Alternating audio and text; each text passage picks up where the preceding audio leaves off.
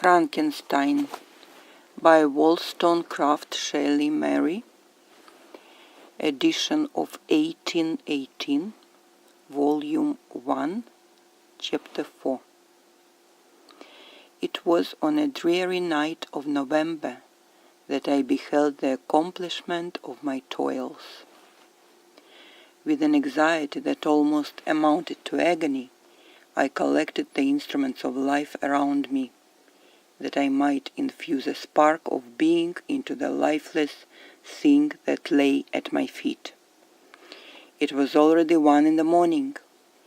The rain pattered dismally against the panes, and my candle was nearly burned out, when by the glimmer of the half-extinguished light I saw the dull yellow eye of the creature open.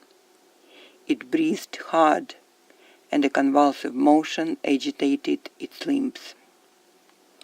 How can I describe my emotions at this catastrophe, or how delineate the wretch whom with such infinite pains and care I had endeavored to form?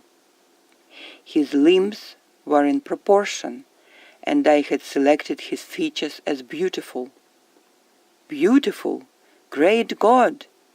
His yellow skin scarcely covered the work of muscles and arteries beneath.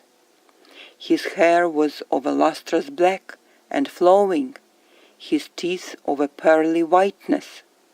But these luxuriances only formed a more horrid contrast with his watery eyes, that seemed almost of the same color as the dun white sockets in which they were set, his shriveled complexion and straight black lips. The different accidents of life are not so changeable as the feelings of human nature. I had worked hard for nearly 2 years, for the sole purpose of infusing life into an inanimate body. For this I had deprived myself of rest and health. I had desired it with an ardor that far exceeded moderation, but now that I had finished, the beauty of the dream vanished, and breathless horror and disgust filled my heart. Unable to endure the aspect of the being I had created, I rushed out of the room and continued a long time traversing my bedchamber, unable to compose my mind to sleep. At length, lassitude succeeded to the tumult and I had before endured, and I threw myself on the bed in my clothes, endeavoring to seek a few moments of forgetfulness. But it was in vain. I slept indeed, but I was disturbed by the wildest dreams. I thought I saw Elizabeth, in the bloom of health, walking in the streets of Ingolstadt. Delighted and surprised, I embraced her, but as I imprinted the first kiss on her lips, they became livid with the hue of death. Her features appeared to change, and I thought that I held the corpse of my dead mother in my arms. A shroud enveloped her form, and I saw the grave worms crawling in the folds of the flannel. I started from my sleep with horror. A cold dew covered my forehead, my teeth chattered, and every limb became convulsed, when by the dim and yellow light of the moon, as it forced its way through the window shutters, I beheld the wretch, the miserable monster whom I had created. He held up the curtain of the bed, and his eyes, if eyes they may be called, were fixed on me. His jaws opened, and he muttered some inarticulate sounds, while a grin wrinkled his cheeks. He might have spoken, but I did not hear. One hand was stretched out, seemingly to detain me, but I escaped and rushed downstairs. I took refuge in the courtyard belonging to the house which I inhabited, where I remained during the rest of the night, walking up and down in the greatest agitation, listening attentively, catching and fearing each sound as if it were to announce the approach of the demoniacal corpse to which I had so miserably given life. Oh, no mortal could support the horror of that countenance. A mummy again endued with animation could not be so hideous as that wretch. I had gazed on him while unfinished. He was ugly then, but when those muscles and joints were rendered capable of motion, it became a thing such as even Dante could not have conceived. I passed the night wretchedly. Sometimes my pulse beat so quickly and hardly that I felt the palpitation of every artery. At others, I nearly sank to the ground through languor and extreme weakness. Mingled with this horror, I felt the bitterness of disappointment. Dreams that had been my food and pleasant rest for so long a space were now become a hell to me, and the change was so rapid, the overthrow so complete. Morning, dismal and wet, at length dawned and discovered to my sleepless and aching eyes the church of Ingolstadt, its white steeple and clock, which indicated the 6th hour. The porter opened the gates of the court, which had that night been my asylum, and I issued into the streets, pacing them with quick steps, as if I sought to avoid the wretch whom I feared every turning of the street would present to my view. I did not dare return to the apartment which I inhabited, but felt impelled to hurry on, although wetted by the rain which poured from a black and comfortless sky. I continued walking in this manner for some time, endeavoring by bodily exercise to ease the load that weighed upon my mind. I traversed the streets without any clear conception of where I was or what I was doing. My heart palpitated in the sickness of fear, and I hurried on with regular steps, not daring to look about me.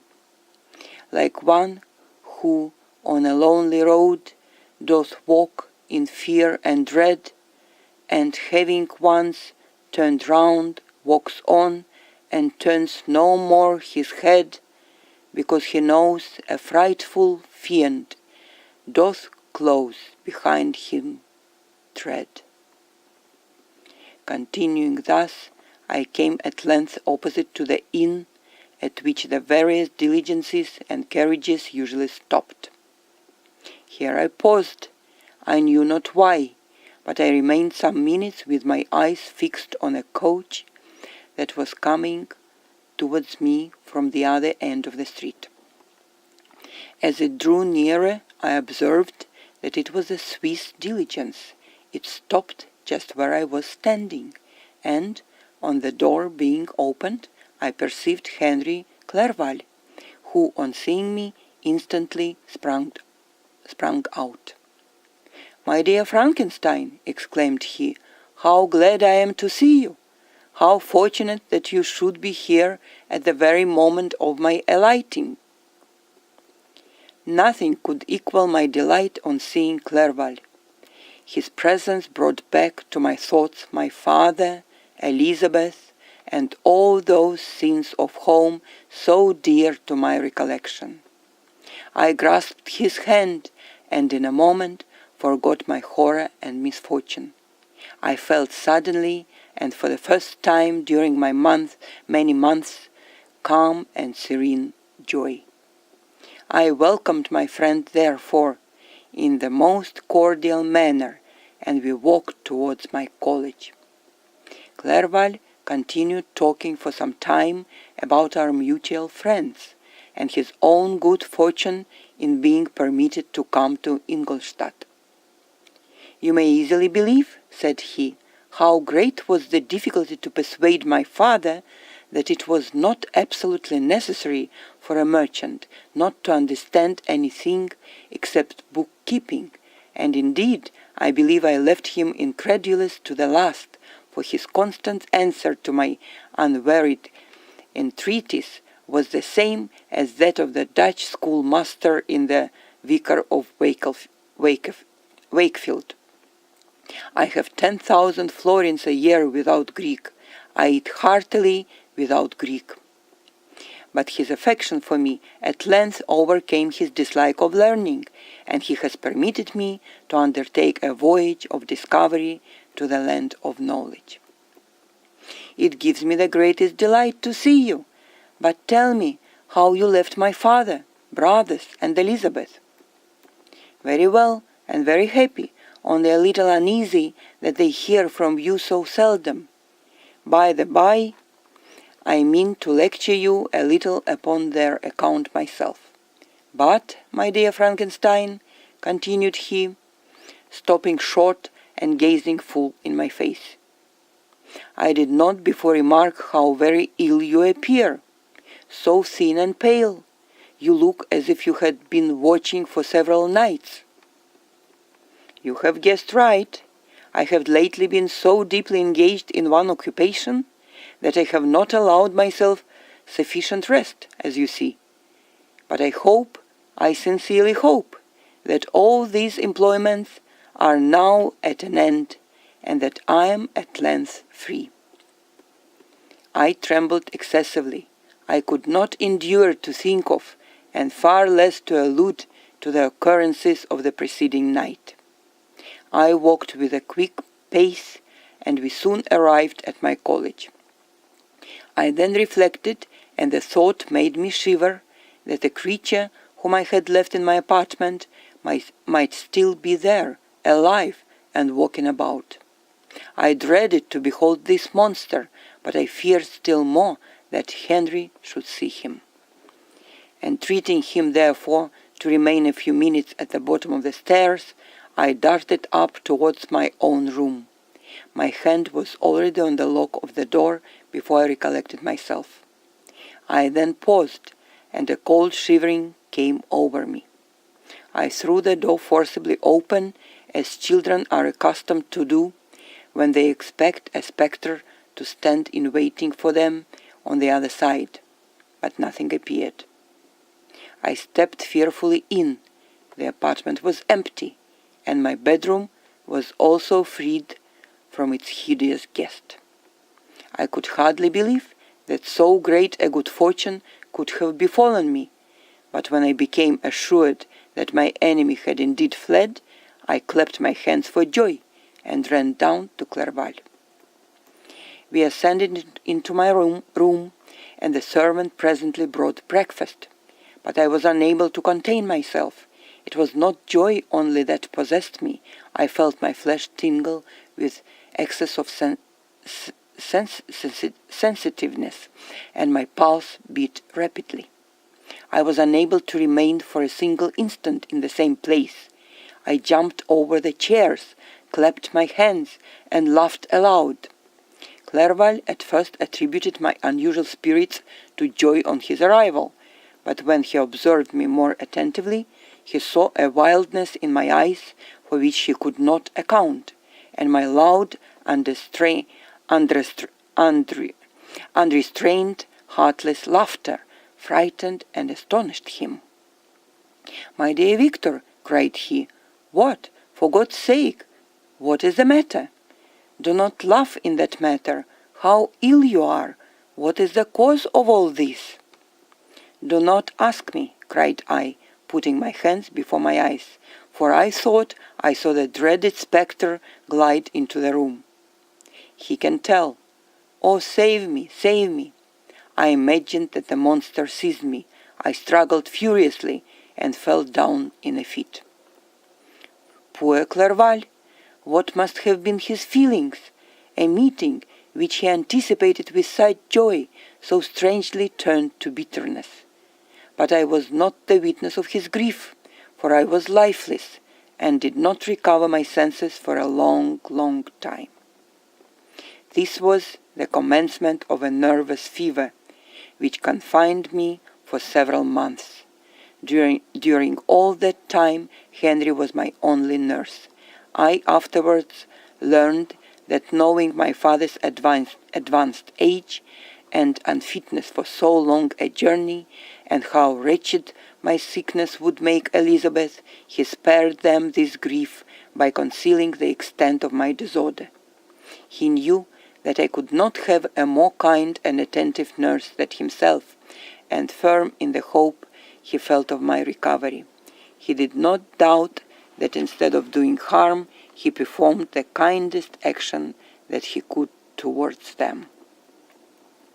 But I was in reality very ill, and surely nothing but the unbounded and unremitting attentions of my friend could have restored me to life.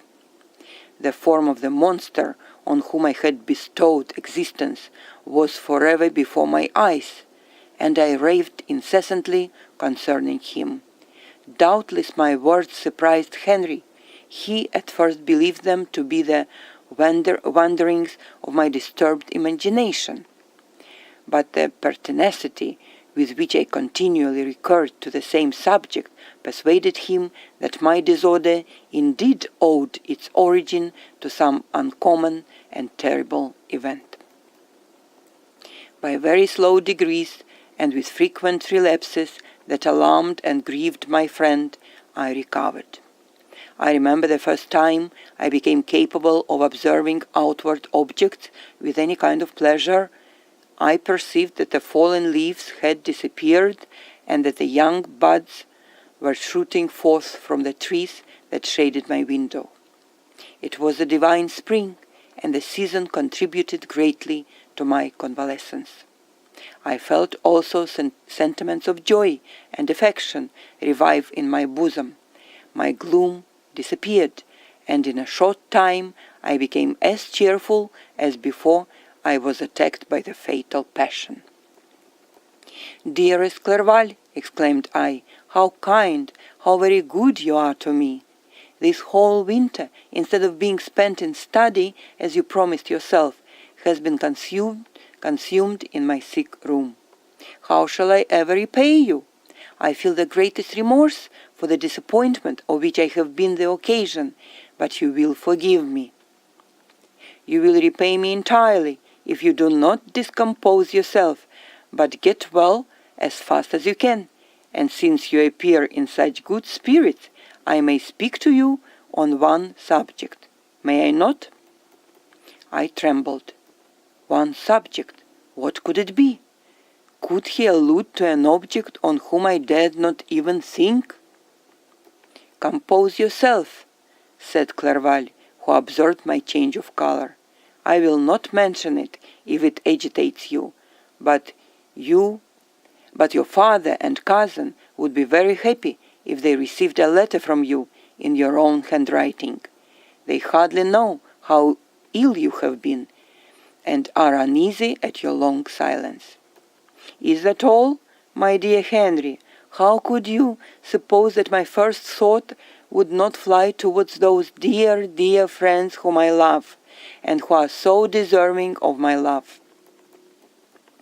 If this is your present temper, my friend, you will perhaps be glad to see a letter that has been lying here some days for you.